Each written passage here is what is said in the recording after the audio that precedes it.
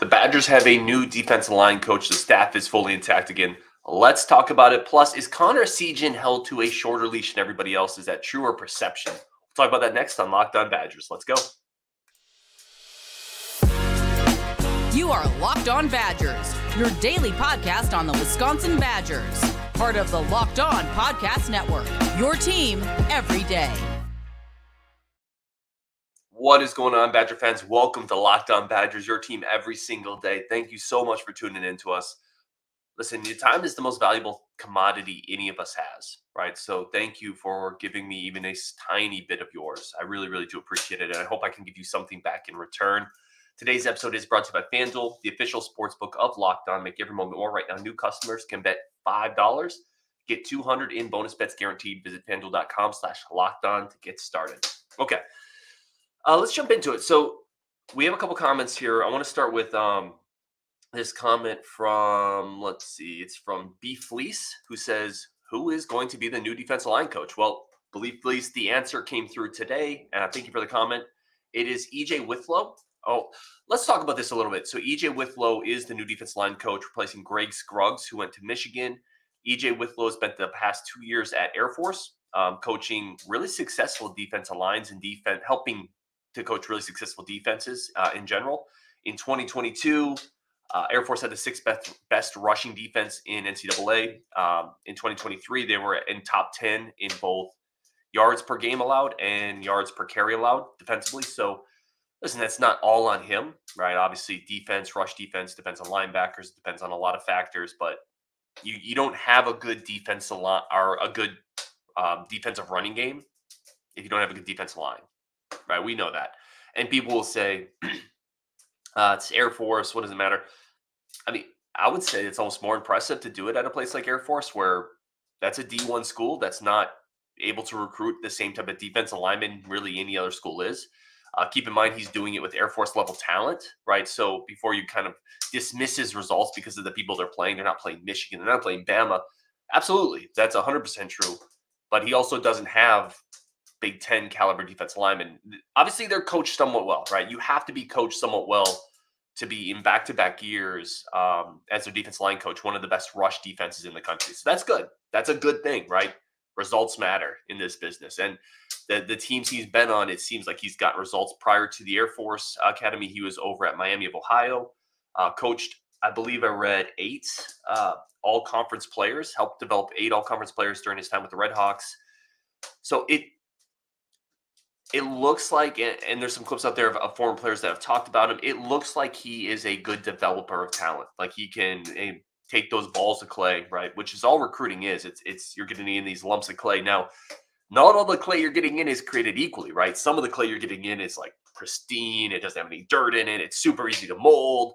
And some of the clay you get in is like, this is kind of clumpy. I don't know where they got this, right? So that's the recruiting aspect of it. But then you need that artist, that guy to develop that talent and mold those balls of clay. So I think from what we've seen, and listen, I think it's also important to note, like, I obviously don't know who this guy is, right? I think a lot of times there's a rush to say, oh, good hire, bad hire.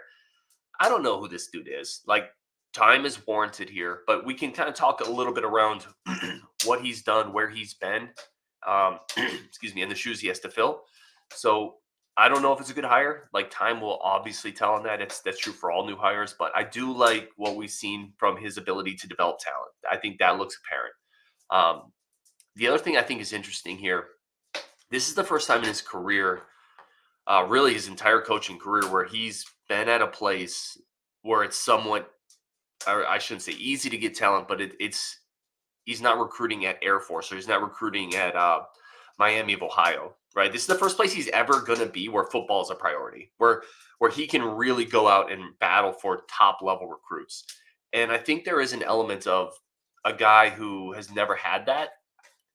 It's interesting to me what he could do being able to sell Wisconsin, when for his whole career has been selling Miami of Ohio, or he's been selling Air Force. Like, now he really has something to really sell. And no disrespect to the Air Force Academy or Miami of Ohio, but from a football standpoint, they're not Wisconsin, right? It's not the Big Ten.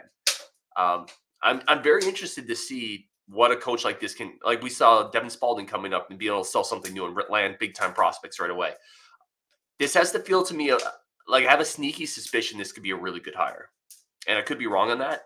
But I have a sneaky suspicion this guy's going to turn out pretty well. I do think it's interesting coaching at Air Force, right? There's a certain caliber of player. First of all, you have to be a certain caliber. Nobody gets everything perfect, but you generally have to be a certain caliber of person to coach at the academies. I think that bodes well for the type of developer of culture, developer of young men he's going to be in the Wisconsin locker room. Like that's a lot of cachet to come in having coached at the Air Force Academy, right? he's going to have standards that are going to carry over. He's going to understand hard work. You don't get that type of job if you don't understand hard work, if you don't understand culture, right? Like those are things you need to coach at the Air Force Academy. So I'm interested by that. I think that's a nice feather in his cap. He's also, like he's coming from a place where he's had to recruit student athletes, right? People who care about school and other things outside of football. I think that bodes well for his transition into Wisconsin, his transition to Madison. The two things that I don't want to say bum me out, but if you're coming from Air Force Academy, if you have a background at Miami, Ohio, you're not coming in with any ready-made player connections to like for example, I'll just throw something out there. If you were to hire the defensive line coach at Illinois, right, for example, or if you were to poach somebody from Virginia, those guys might come in and might bring some transfer players with them, right? They might have developed recruiting relationships with 4 or 5-star guys potentially. That's not something EJ Witlow is going to have because he hasn't been recruiting 4 and 5-star guys, right? You're not going to be looking at the Air Force roster and be like, oh, can we poach this player or this player? So I think if you were looking for someone who could come in and right away maybe bring a 4-star defensive lineman with them, this is not that hire. I can see some disappointment there if that's what you were looking for. If you're an optics guy, like just zooming out, Wisconsin lost a coach to Alabama. Wisconsin lost a coach to Michigan this offseason. And they replaced him with a coach from Vanderbilt, or not Vanderbilt, sorry. They replaced him with a coach that was fired at USC and a coach from the Air Force Academy. From an optics standpoint, that can look like you took a step back, right?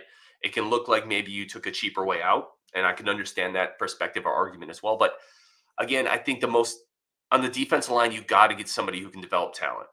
And it looks like this is the type of hire that can do that. And I'm honestly kind of curious to see how he can recruit and how he can sell a program now that he actually has something to sell, right? This is a guy who's been, from a recruiting standpoint, again, this is no shade whatsoever to the Air Force Academy and the incredible people that they churn out, right? That institution has a higher purpose than football.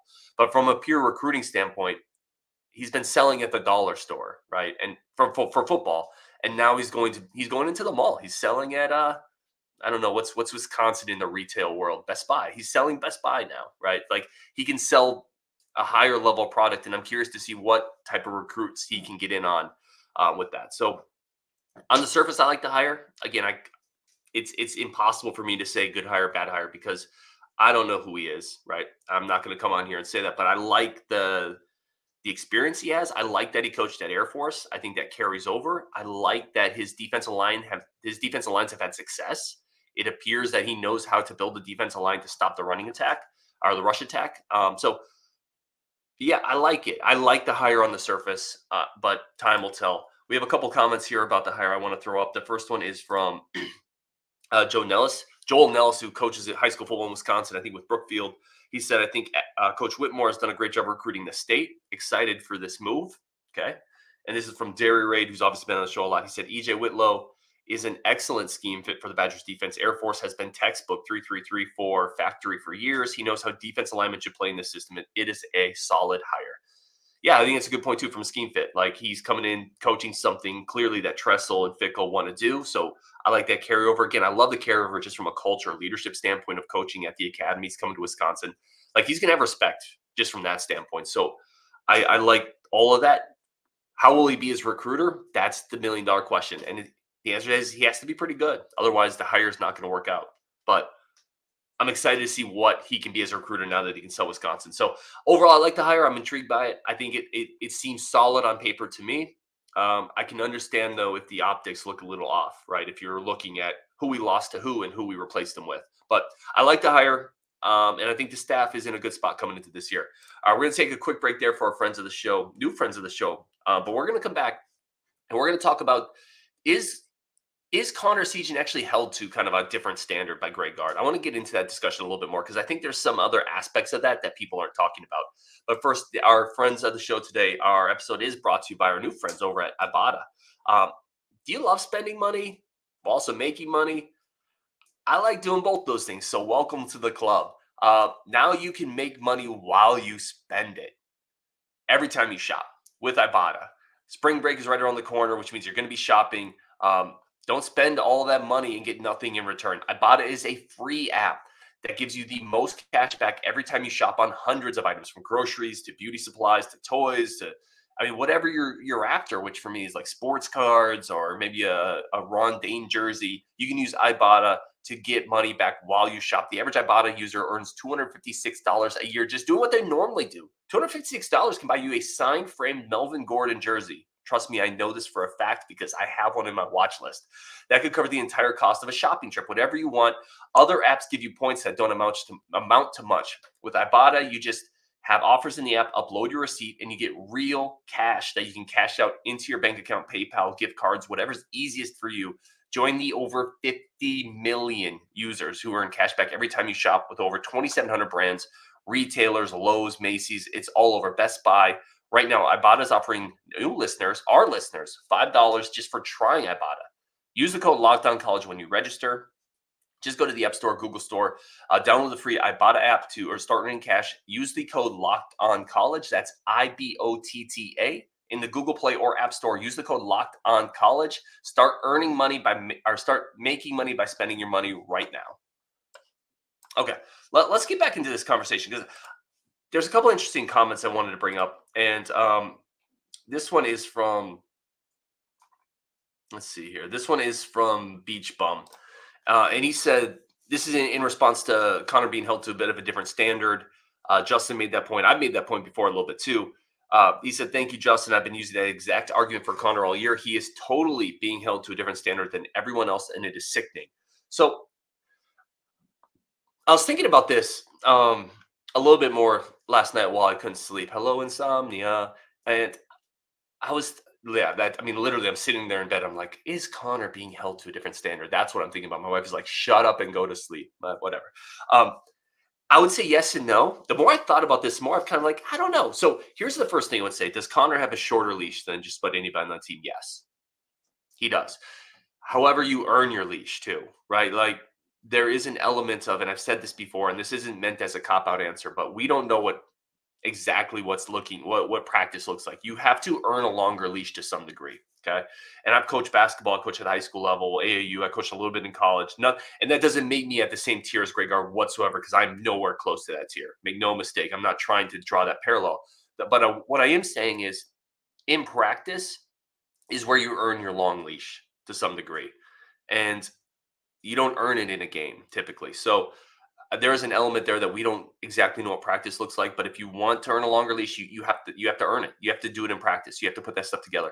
Here's the other thing though that I think is tough with Connor. So Connor, we've talked about it, isn't shooting really well this year. I think some of that is because he's not in a comfort zone. He had some injury issues early on in the season. I think it's because he struggled finding good looks, and when he's out there, it feels like he has to shoot. But all that aside, he's shooting 30% from three this year. Like that's not good enough. And he would tell you that.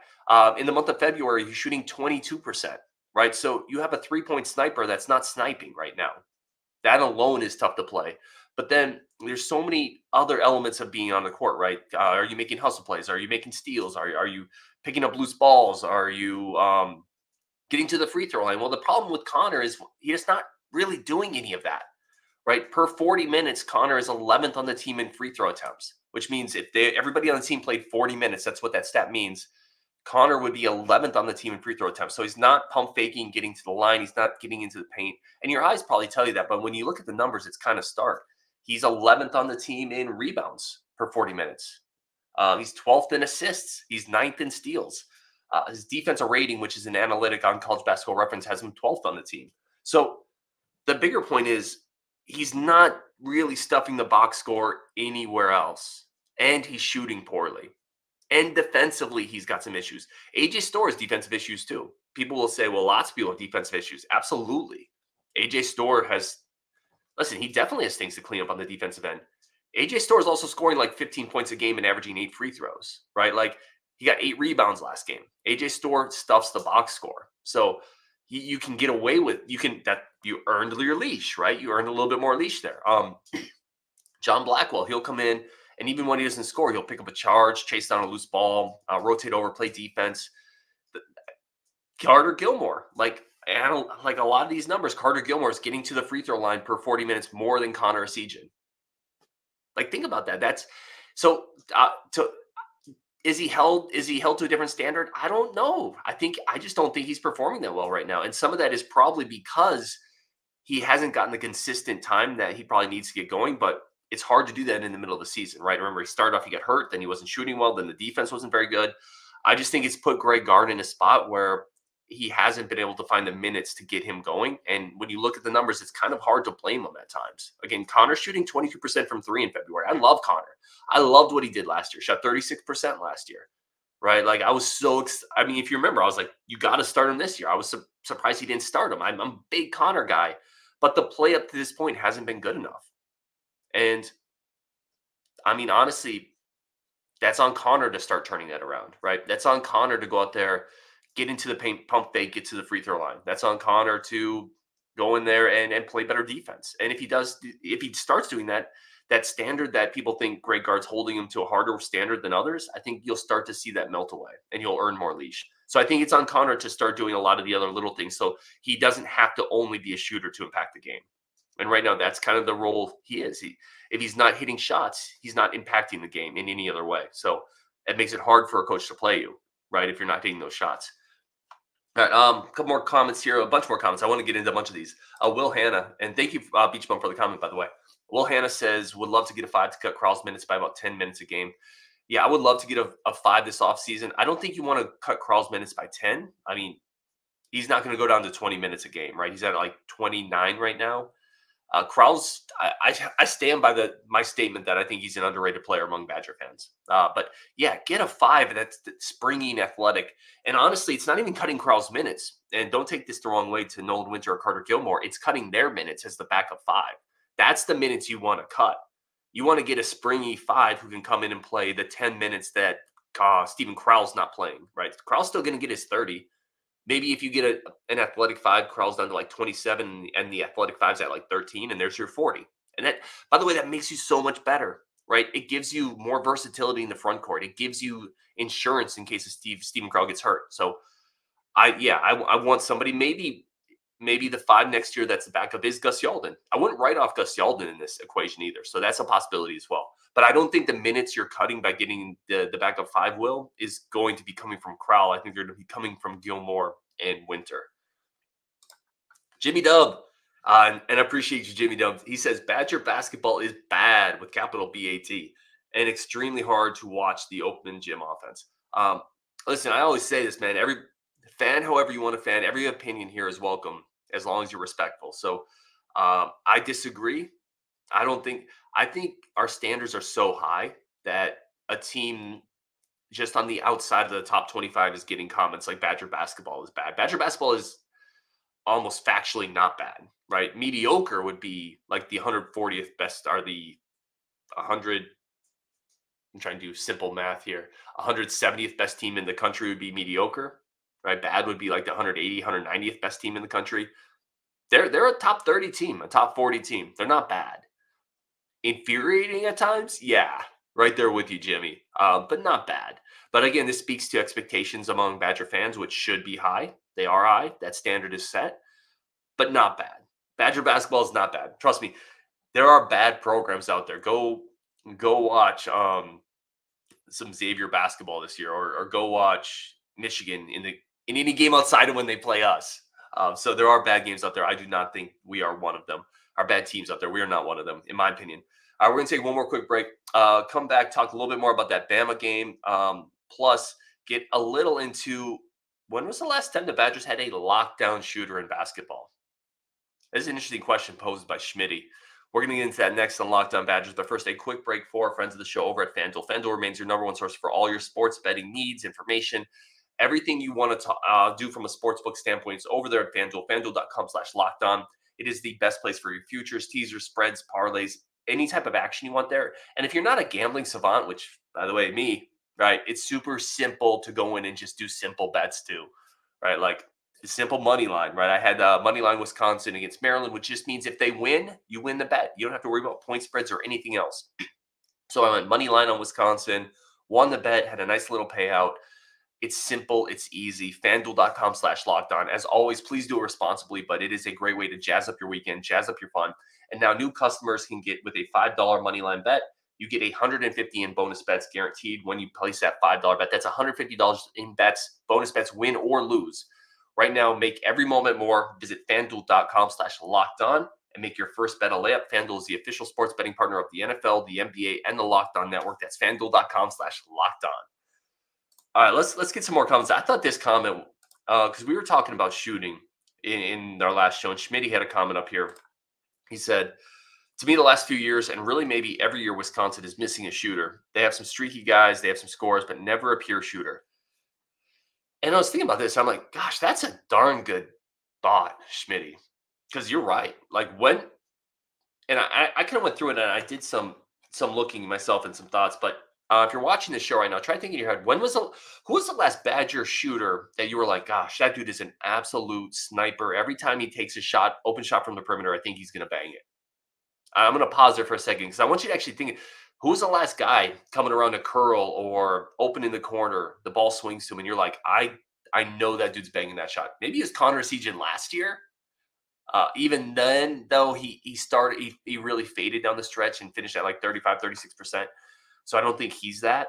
And then you go back further, you had Johnny Davis, certainly not that guy from the 3-point line. Brad Davison, super gritty, hit a ton of threes, but not like a lot. Like Davison was streaky, right? He wasn't the guy that like put terror into your heart from the 3-point line. Demetric Trice, I don't think so.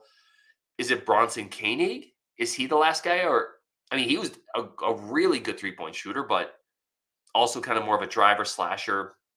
And maybe it's Koenig. I mean, if you want to go with Koenig, I'm totally fine with that. Is it Josh Gosser? But he didn't shoot a lot, right? Like I before that, Ben Brust. I think you might have to go back to Ben Brust, right? To find a shooter that you were like, that's a terrifying 3-point shooter. You cannot leave him open. You have to guard him a foot behind the line. This team has missed that for a while. It's a really good point, Schmitty. And you look on this roster right now, who on this roster, if the ball swings around the perimeter, wide open in the corner, wide open on the wing, wherever you are, who on this roster right now are you incredibly confident he's going to bang a wide open 3? To me, it's not Hepburn. It's certainly not Essegien right now. It's not Crowell. It's obviously not Wall. It's not AJ Storr. I think this team is still missing that. And I don't know if that's coming next year either. Now, Robeson is a really interesting shooter. The forward out of Minnesota. He could eventually be that guy. I think he's about 6'8" now, a really, really pure lefty stroke. Freitag, I don't think is that guy. I think Freitag's more of a will be like 35%-ish, hit enough to be scary, but more of a downhill scoring threat. Yeah, it's a good point. They need more shooting. They really, really do. They need more shooting. Now, I think there are a lot of good shooters on this team, which is a good start, but I think they need to continue to get more. I think it's a great point, Schmitty. This one here is from the Commandant, who's mentioned we were talking about beating Bama. He said there's always a chance to win, but I can't see us beating Alabama next year. Alabama might be a bit weaker, but what have we shown yet? Yeah, I'm there with you, man. Like, I'm sure before the game I'll hype myself up and think it'll happen, but we still probably aren't beating Bama, right? Like they have, even with a bunch of turnover, a bunch of portal losses, a brand new coaching staff, they still are still going to have a much higher recruited level of talent than us. So I don't know. I don't see it either, but I'm probably going to convince myself of it. All right, we're going to wrap up there, guys. Really do appreciate it, as always. New defensive line coach. I like it. I like the coaching chops. I like that he coached at Air Force. He's going to have to prove it as a recruiter. Is Connor being held to another standard? I think Connor just needs to play better. I think that's really where it's at. And the last great shooter might be Ben Brust. That's something that the staff needs to rectify. Maybe it's Robeson coming in. Anyway, on Wisconsin, thank y'all so much for tuning in. As always, really do appreciate y'all, and we'll talk tomorrow.